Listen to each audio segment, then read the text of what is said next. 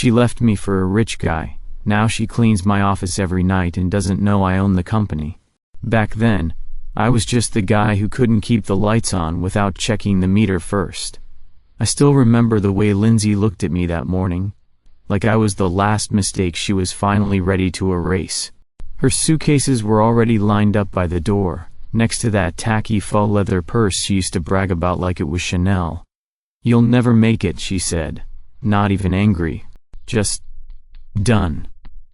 "You talk big, Cole, but you're always going to be the guy covered in grease, dreaming in a garage."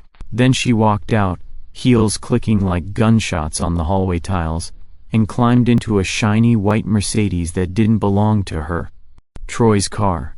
The guy with a 5-bedroom house, real estate investments, and hair plugs so good you'd think God himself approved the refund. That was 5 years ago. At the time, we lived in a cramped second-floor apartment above a rundown mechanic shop I worked at during the day and tinkered in at night. The rent was cheap because the place smelled like burnt oil, and rats refused to live there out of respect for their own standards. Our walls were the kind of gray that made you feel like life had already peaked. The ceiling fan made a noise like it was dying slowly. Dinner was usually cold pizza or microwave noodles. And yet, I thought we were okay. I thought she loved me for who I was, not what I could buy her. But Lindsay always wanted more glam, more sparkle, more influencer aesthetic, as she called it. She talked about moving to LA, starting a YouTube channel, wearing real diamonds, instead of the cubic zirconian knockoffs she wore to brunch with her fake friends. I tried. God knows I tried. I picked up extra shifts, sold old tools, even skipped meals sometimes just to afford her birthday trips or some dumb handbag that she'd need for networking. But she saw me as a project that stalled halfway. After she left, I just stood there in the middle of the living room, surrounded by old takeout boxes, and the smell of burnt transmission fluid that never left my hands. I didn't cry. I didn't scream. I just sat down on the couch we got from Craigslist and stared at the blank TV screen, seeing my own reflection. Tired eyes, oil-stained jeans, and the pathetic look of a man who got outdreamed by a paycheck. People think heartbreak is loud. It's not. It's quiet. It's the silence that sticks around after the door slams shut. Lindsay went off to live her glossy life with Troy, taking selfies in restaurants where the appetizers cost more than our electricity bill. And me? I was just the loser who got left behind. But the thing about hitting rock bottom, it gives you the best damn foundation to build from. For a while, I just stopped trying. The days bled into each other, fast food wrappers piling up in the passenger seat, the stink of old sweat and grease clinging to me like guilt. I was living in a beat-up van parked behind a closed-down pawn shop in a part of town even the streetlights had given up on. I told myself it was temporary. I told myself a lot of things. The shop let me go not long after Lindsay left, said I had that look in my eyes. Whatever the hell that meant. Maybe they were right. Maybe I did look like a guy who'd lost the only person who ever believed in him. Even if she didn't really.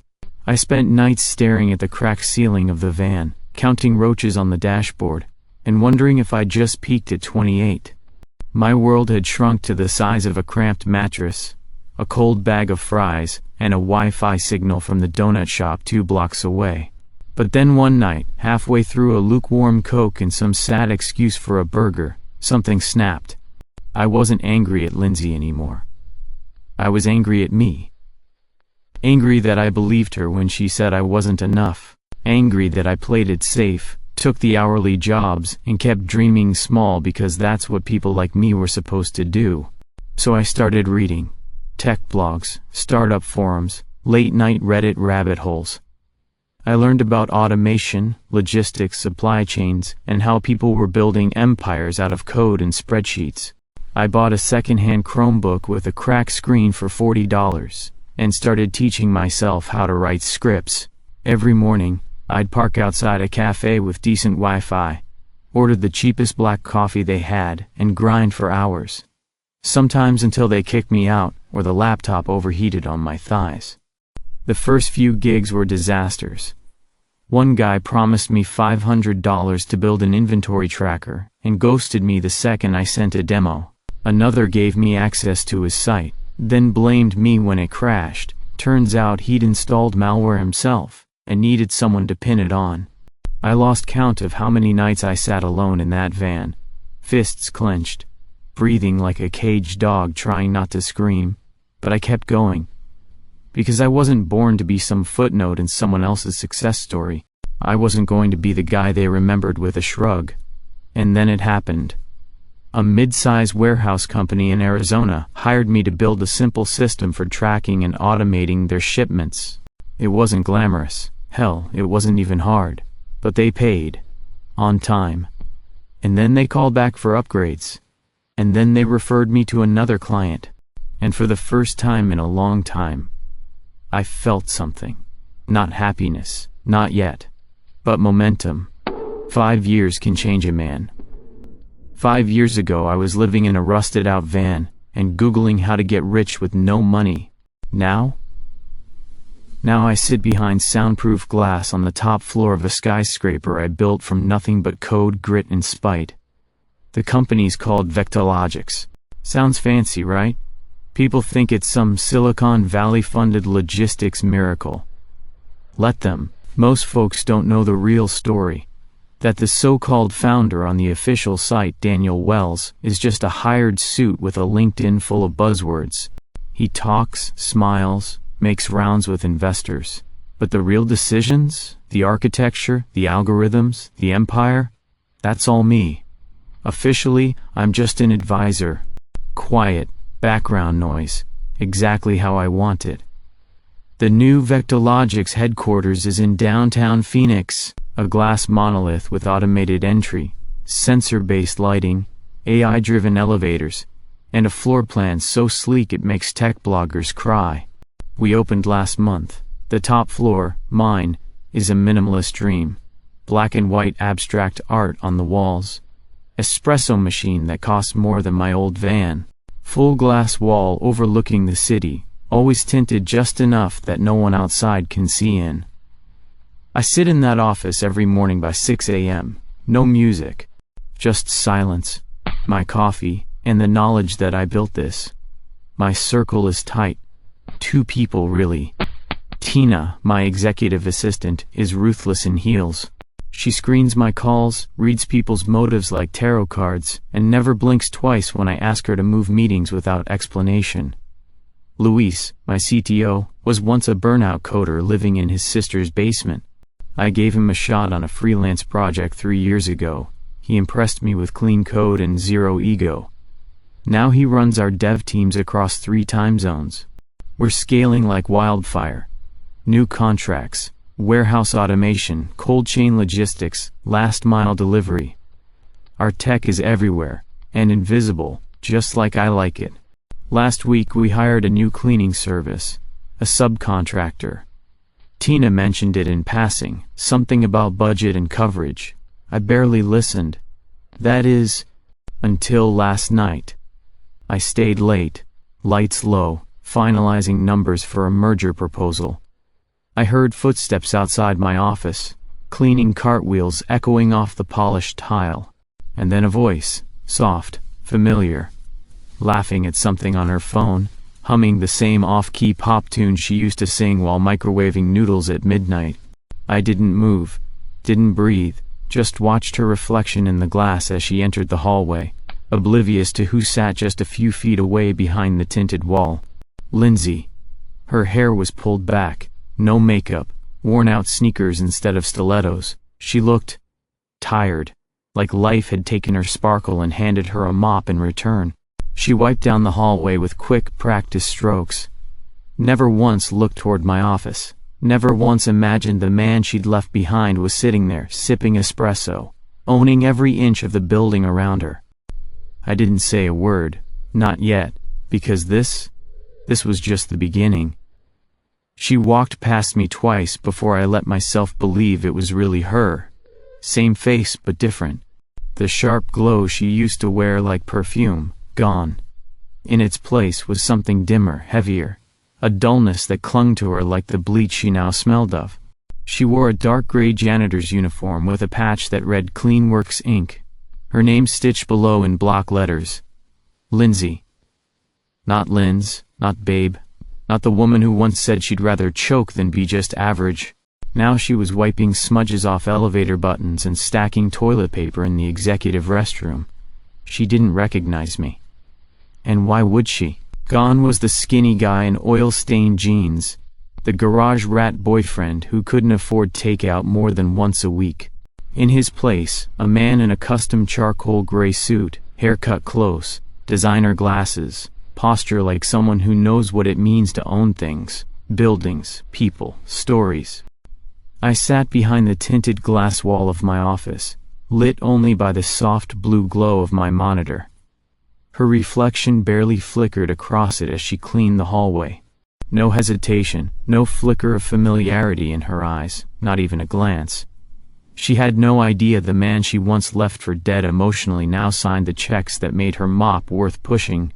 I didn't say a word. That night, the second time I saw her, I stayed deliberately late. Tapped around on spreadsheets I didn't need to finish. Waited. Watched.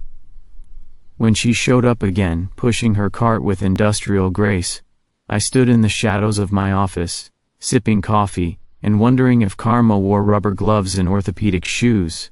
Tina knocked once and entered quietly. She always knocked, even though no one else was allowed on this floor without my say-so. "She's on your floor again," she said, flatly, holding her iPad like a clipboard. "Want me to call her company and request a different team?"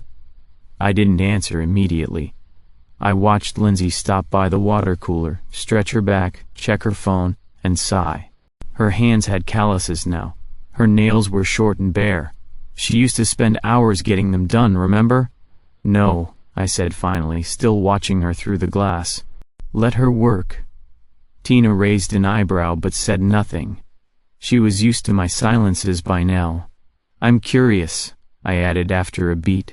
Tina smirked. Curious or vindictive? I didn't respond. Truth was, I didn't know. What I felt wasn't rage. That had come and gone years ago. What I felt now was colder, cleaner. Like a scalpel, not a fist. I didn't want to hurt her, I just wanted her to see. But not yet.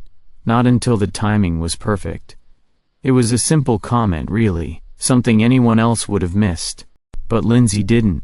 She was at the coffee station when a colleague, a woman with a bit too much enthusiasm for her own good, said, "I heard the owner of all this, some guy named Cole, you know, the one who's always in the news? They say he's a genius, but I don't know. Seems kind of mysterious to me." Lindsay froze, her hand still on the coffee mug. I saw the shift in her posture through the reflection in the glass door. Her expression faltered, then hardened. She spun, checking the name tag of the woman, then back to the doorway.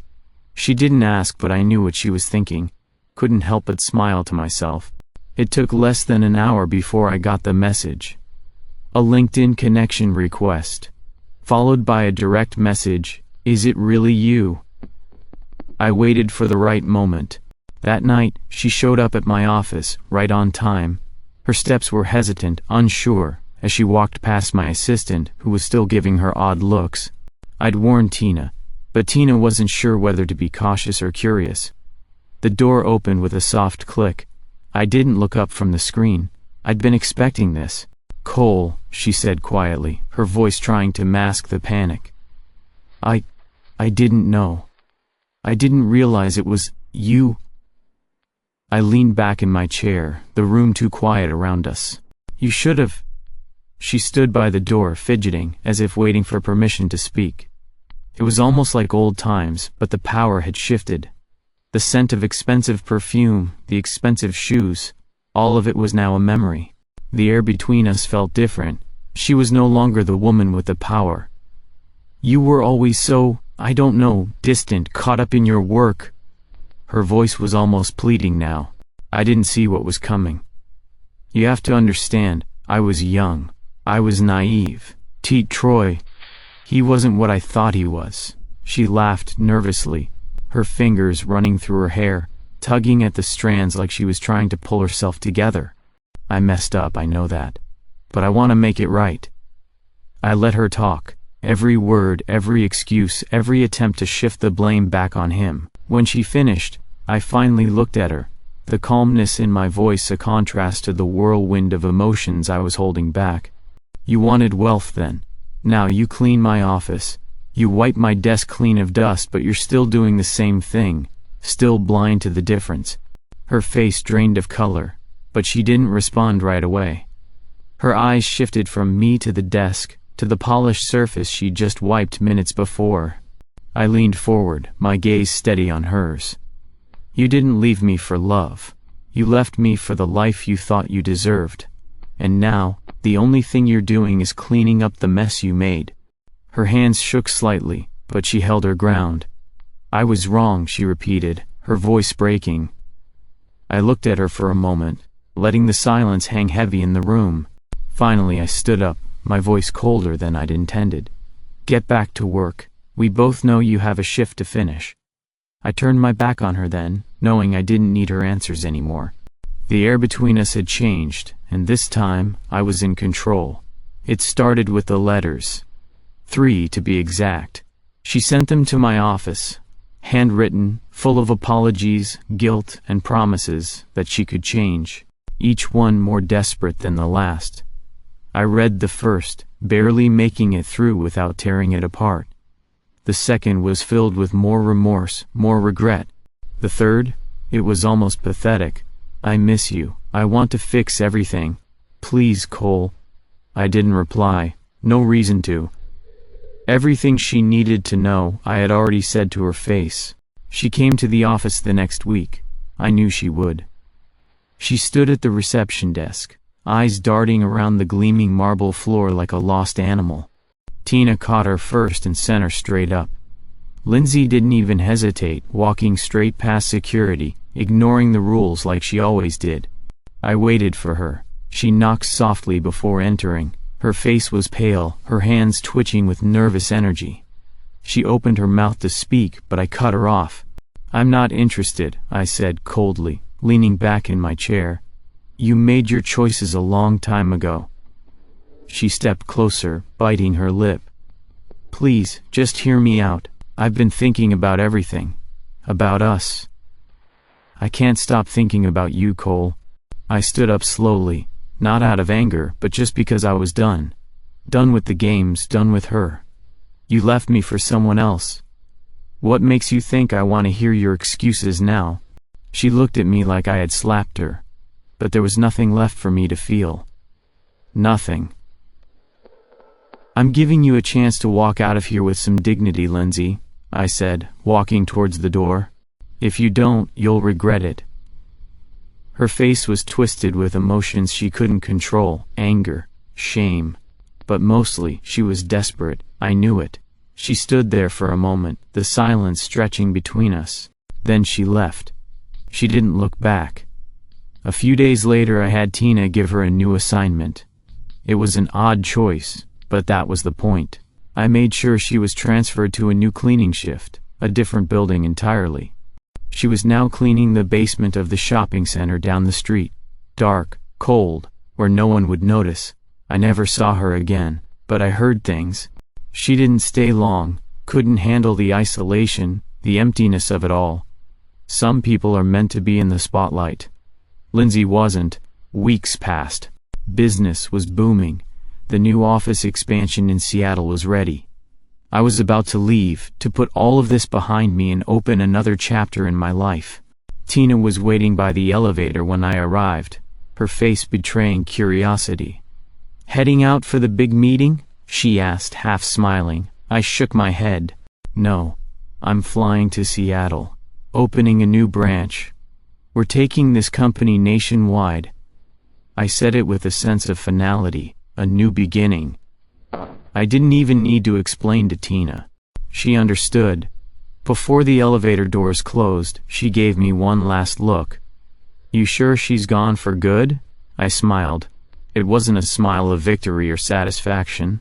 It was just a smile. Sometimes revenge is just living well, I said.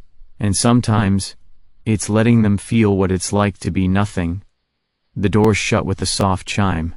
I looked ahead, ready for the future. The past was gone, and I was never going back.